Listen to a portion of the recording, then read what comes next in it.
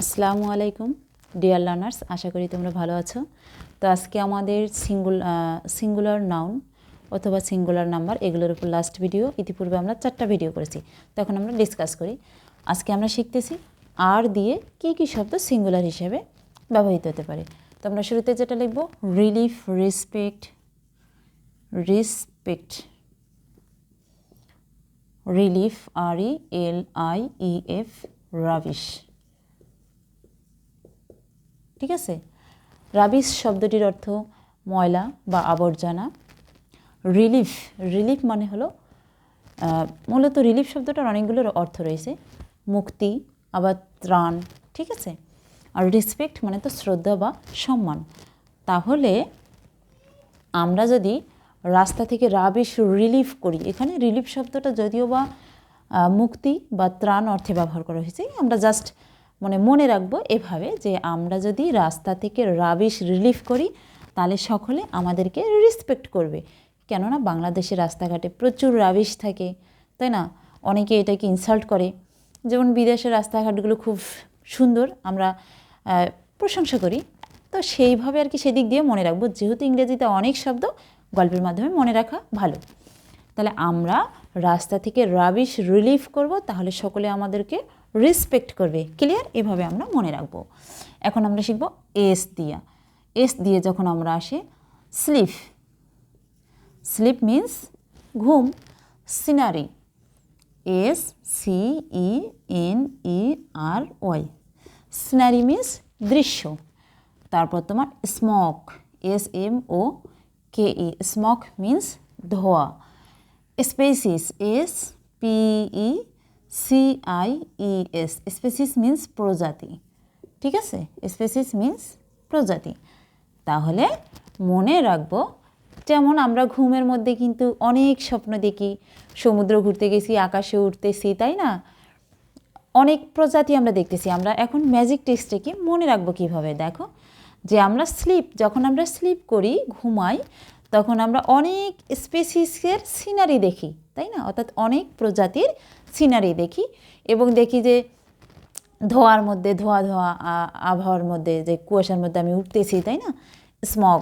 ঘুমের মধ্যে কিন্তু সকলেই আমরা আকাশে উড়ি, কিন্তু বাস্তবে এটা সম্ভব নয়। তাহলে আমরা মনে রাখবো কীভাবে?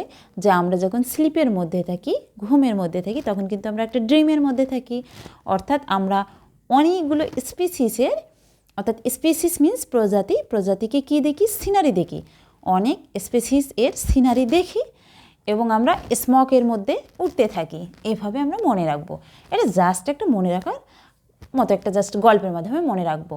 তারপর আমরা যদি এস দিয়ে আরও রয়েছে, এস দিয়ে আমরা আরও লিখতে পারি স্টেশনারি। এদিকে জায়গা নেই, এদিকে লিখি STATIONARY। স্টেশনারি হলো নিশ্চল, ঠিক আছে, বা অচলও বলা যেতে পারে। স্ট্যাটিস্টিক্স,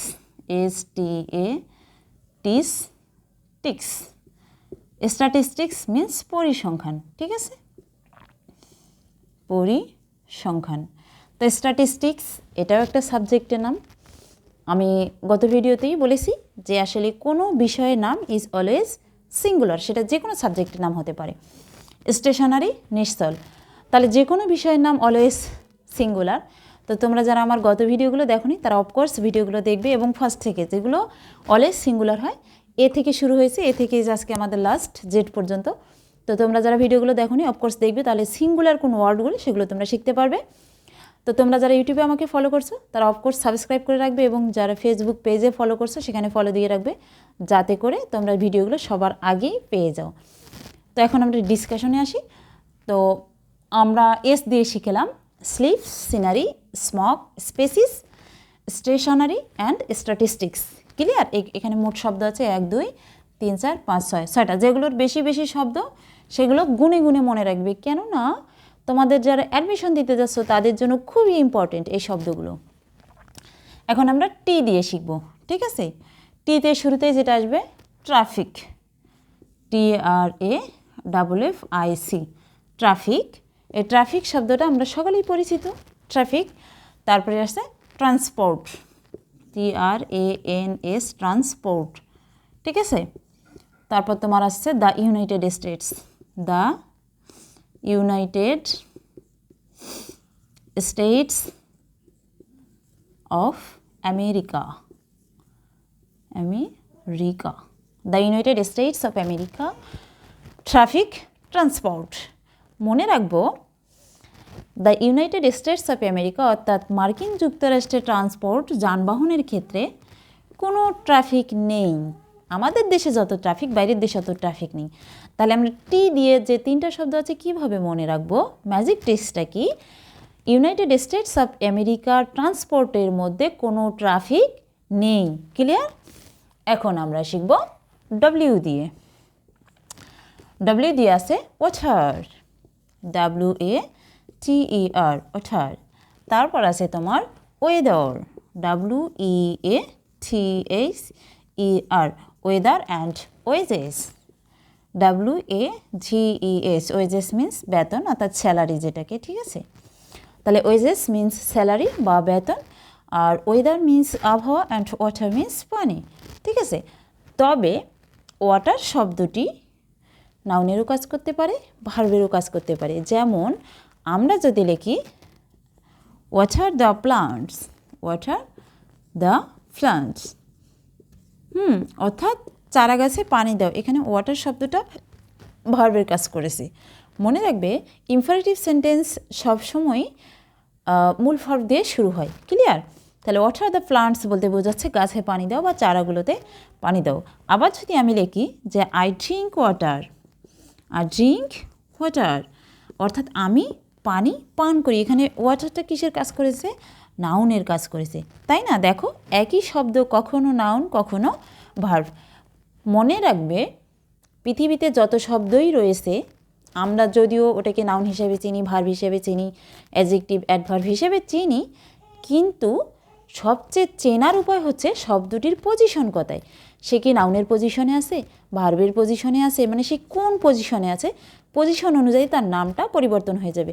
যেমন ধরো আমি একজন লেকচারার, যখন আমি ক্লাসে লেকচার দিচ্ছি বা ক্লাসে পড়াচ্ছি তখন আমি লেকচারার বা টিচার, বাট বাসায় যখন আমি রান্না করছি তখন আমি গৃহিণী, যখন কলেজে আমি ক্লাস করছি তখন আমি ছাত্রী।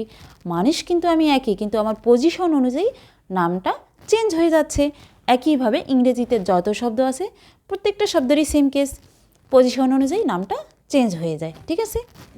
তো নেক্সটে আমরা পজিশন অফ নাউন নিয়ে আলোচনা করব, এবং আরও নাউন আছে, কয়েকটা প্লুরাল নাউন আছে। নেক্সট ভিডিওগুলো আমাদের আসছে কোন কোন শব্দগুলো প্লুরাল হিসেবে অলওয়েজ ব্যবহৃত হয় সেগুলো নিয়ে আমরা ডিসকাশন করব। তো তোমরা প্লুরাল নাউনের ভিডিওগুলো দেখবে অফকোর্স। প্লুরাল নাউনের ভিডিওগুলো দেখার আমন্ত্রণ রেখে এখানেই শেষ করছি। Good bye.